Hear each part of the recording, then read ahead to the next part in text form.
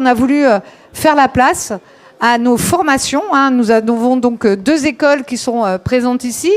DSTI, donc, qui est une école en data science, et Epitech, qui est une école d'ingénieurs. Et elles vont donc partager avec vous ce qu'elles font, quel type de formation elles ont, quel type de profil elles ont, parce qu'il y a 2 cibles à être là aujourd'hui. Il y a les futurs étudiants et futures étudiantes. On insiste, la place des femmes dans ces écoles d'ingénieurs, dans ces écoles technologiques est très importante parce que c'est une vraie opportunité pour elles de changer le monde et d'avoir de l'impact. Et il y a également une autre cible, ce sont les entreprises en intelligence artificielle qui vont avoir besoin de ces ressources humaines. Et j'ai appris, Sébastien, que désormais vous faisiez aussi de l'apprentissage. Et ça, c'est incroyable. Nous pouvons désormais avoir de jeunes data scientists apprentis dans nos entreprises. Donc c'est vraiment formidable. Donc je crois que c'est toi, Damien, qui va commencer par nous présenter Epitech, les formations. Donc parfait. À toi. Merci Isabelle. Bienvenue. Donc moi je vais présenter Epitech. Epitech, c'est une école d'informatique qui a 23 ans. Ça fait maintenant 15 ans qu'on est aussi dans la région niçoise, et le but d'Epitech, c'est d'avoir une formation qui soit proche du monde du travail, soit sur le cursus grande école avec assez de présence en entreprise sur 5 années. Donc en gros, le premier programme historique, c'est le programme grande école, 5 années, 3 années en région. Il y a 20 campus en France et dans le monde, une année à l'international. On a 135 universités partenaires. Donc imaginons, je veux y aller faire de l'IA, j'ai pourquoi pas demandé d'aller à Concordia au Canada pour aller me spécialiser justement sur cette composante-là. Et la 5e année se refait en retour en France.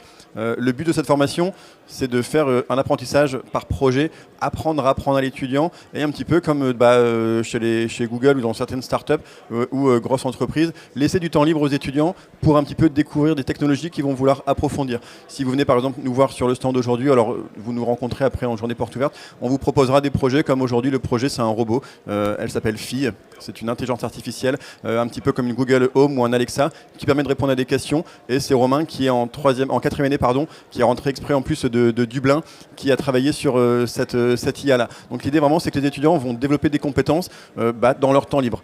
On a un autre cursus qui s'appelle le cursus MSc Pro, c'est de l'alternance. Donc c'est un cursus où j'ai déjà un bac+2, un bac+3. Je vais rentrer donc à Epitech en bac+3 ou en bac+4.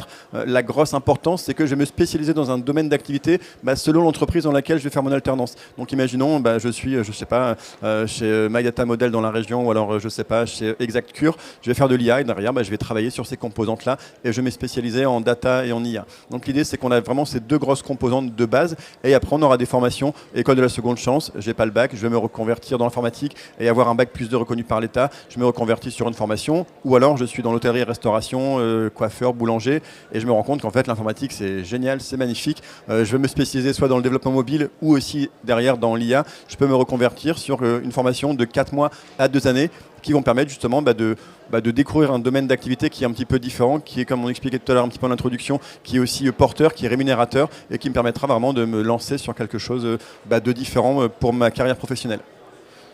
Je vais laisser la parole à Sébastien. Merci. Merci Damien.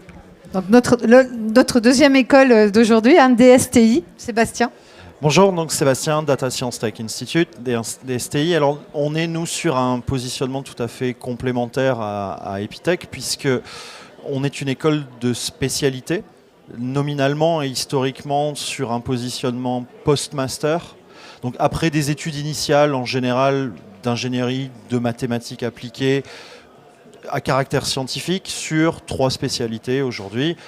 La data science, la science des données, l'ingénierie des données, le data engineering, donc la branche plutôt informatique, et le data analytics qui est plutôt sur, je dirais, la fin de la chaîne de valeur, donc l'aide à la prise de décision.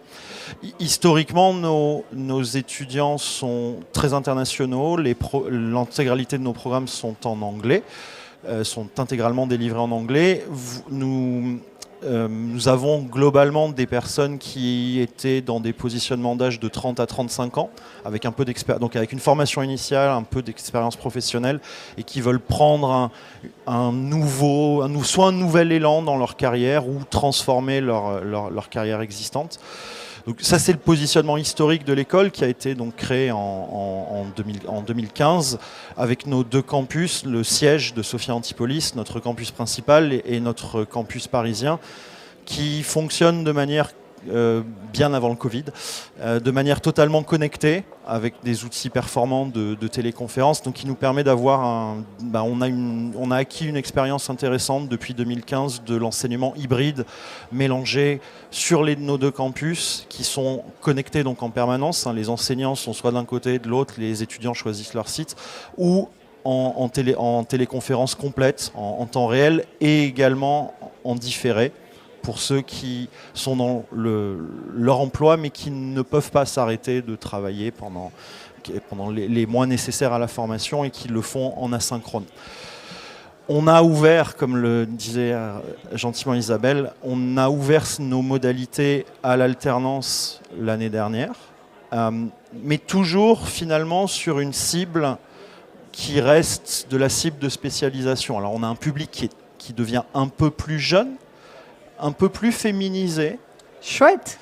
On arrive petit à petit à 40% de jeunes filles. Remarquable. À petit.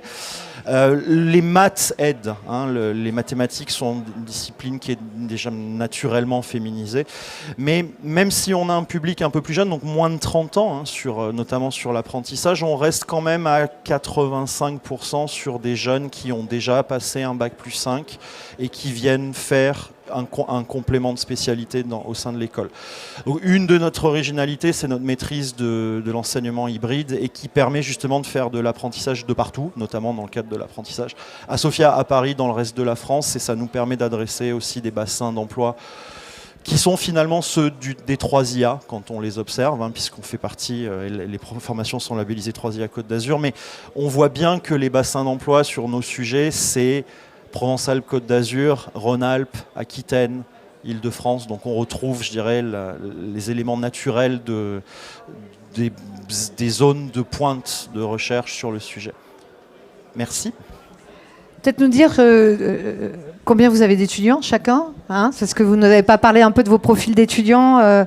Voilà. Alors c'est nous sur le campus de Nice en tout cas, donc au National Epitech c'est 6000 étudiants sur toutes les formations mélangées. Il faut savoir également qu'il n'y a pas de compétition entre les campus Epitech. Si je fais Epitech Nice ou je fais Epitech Bordeaux, Epitech La Réunion, il se passera la même chose la même semaine et on peut très bien faire un an à Nice, un an à Bordeaux, un an à Barcelone. Donc l'idée vraiment c'est qu'on puisse se mélanger comme ça. Et sur le campus de Nice on a 250 étudiants ou apprenants répartis sur les différentes formations.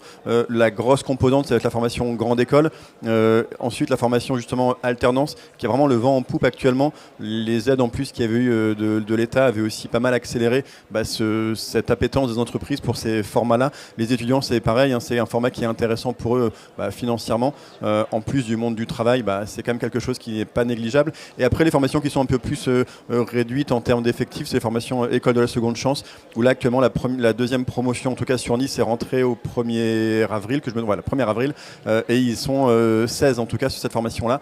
Donc avec ils sont ultra coucounés du coup. Ils sont ultra coucounés. Après c'est une formation justement, c'est des personnes qui ont pas l'habitude de faire des études, donc il faut vraiment les encadrer différemment. Et l'école de la reconversion professionnelle, généralement c'est des promos de 10 personnes à peu près tous les 4-5 mois. Et c'est pareil, je rejoins aussi sur un message important, c'est que la part des femmes, il faut vraiment que les femmes n'hésitent pas à venir dans ces métiers technologiques. Il faut un petit peu sortir, casser un petit peu les silos et un petit peu les images qu'on peut avoir qui sont parfois un peu archaïques. Et en tout cas, nous, Epitech, on milite avec une association qui s'appelle EMA, qui travaille pour la mixité dans le monde du numérique. Et on essaie justement de promouvoir un petit peu cette féminisation des différents cursus qu'on peut avoir. Et puis, je pense qu'il faut leur dire aux femmes, elles sont bien protégées sur vos campus, elles ne risquent rien. Ah non, elles ne risquent rien. Parce que souvent au on entend dire que la difficulté vient de là, mais non. Et puis bon, à Bac+5, on a des jeunes femmes déjà très solides qui arrivent. Peut-être nous parler du profil de tes étudiants. Merci, oui. Donc nous, on est une école de spé petite. On est sur un rythme aujourd'hui qui est en croissance, mais qui est autour de 250 étudiants annuels selon nos 3 programmes et l'ensemble de nos différents modes d'enseignement. Le profil de nos étudiants, il n'est pas toujours évident à décrire, mais il faut le couper en deux. Donc nos étudiants traditionnels qui sont plutôt dans la zone 30-35 ans, études d'ingénieur, études de maths, où on retrouve les disciplines assez classiques de l'ingénierie, c'est-à-dire mécanique, électronique, voilà. dans une moindre proportion, Intéressant. finalement. On retrouve aussi les sciences de la vie, beaucoup, puisque ce sont des disciplines où on pratique l'utilisation des statistiques de manière, je dirais, naturelle. On a aussi un petit peu de personnes qui viennent de profil école de commerce, plutôt métier du chiffre également, qui font ces reconversions-là. Et chez les plus jeunes, finalement, on retrouve un peu la même chose, avec un cran d'âge de moins.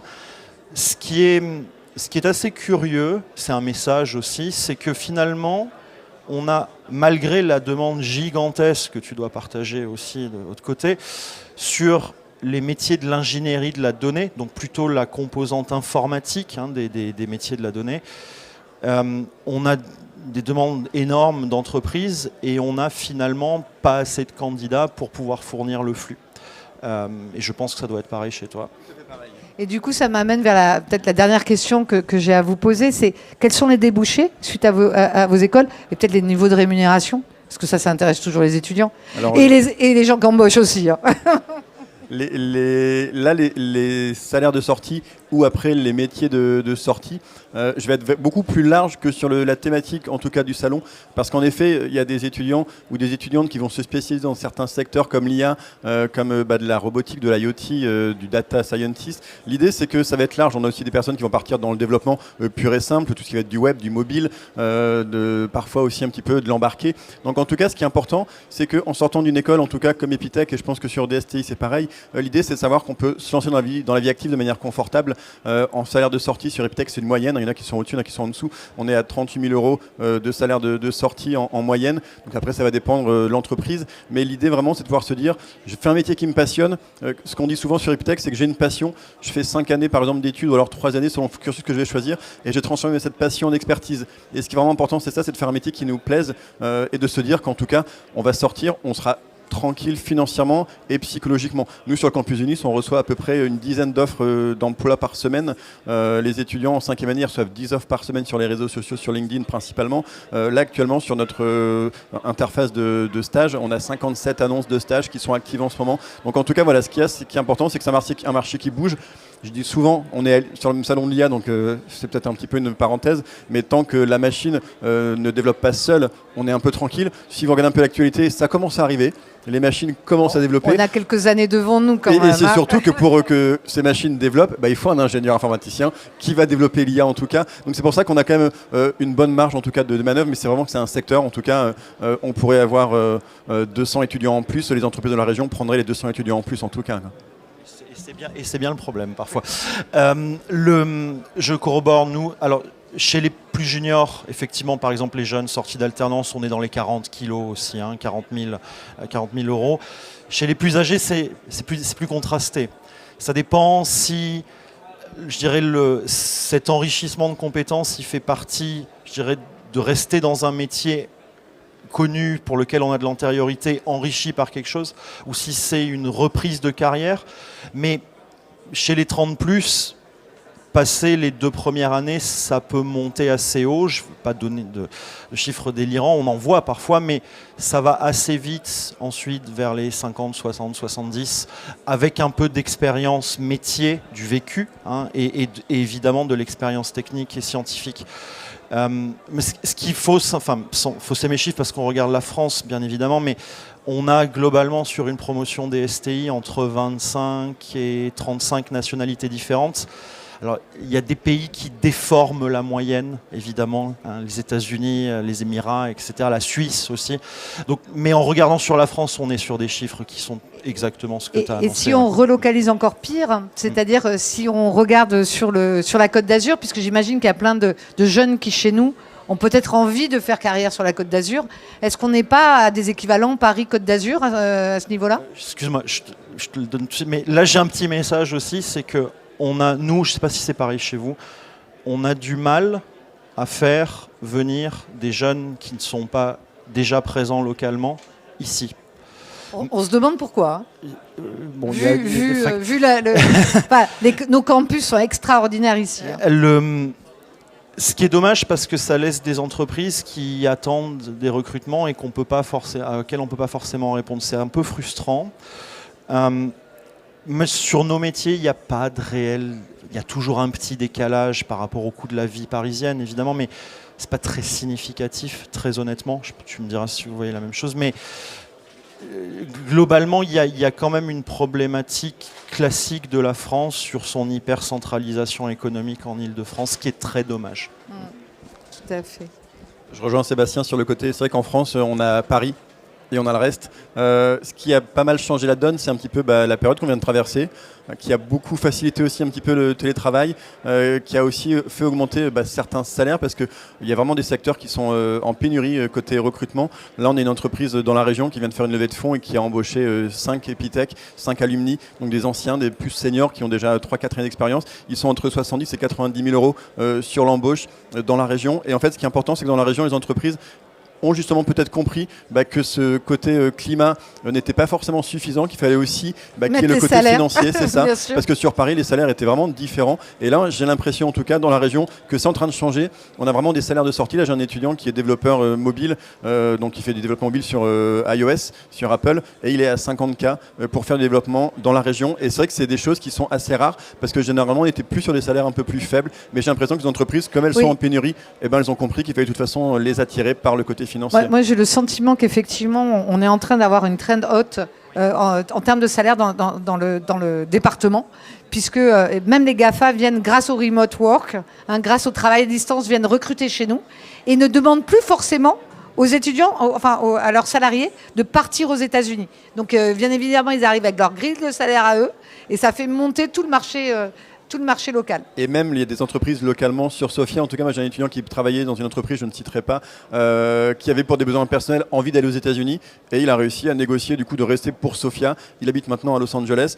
Il a un salaire américain. Et sauf qu'il travaille pour une entreprise de Sofia Antipolis en distanciel. Donc c'est pour ça que je pense que vraiment, les mentalités ont beaucoup changé. Et pour ces métiers-là, c'est un avenir, à mon avis, intéressant. Donc merci beaucoup d'avoir présenté à la fois DSTI et Epitech. Vous l'aurez compris, venir se former ici, c'est se former auprès d'organismes de formation, d'établissements d'enseignement de qualité.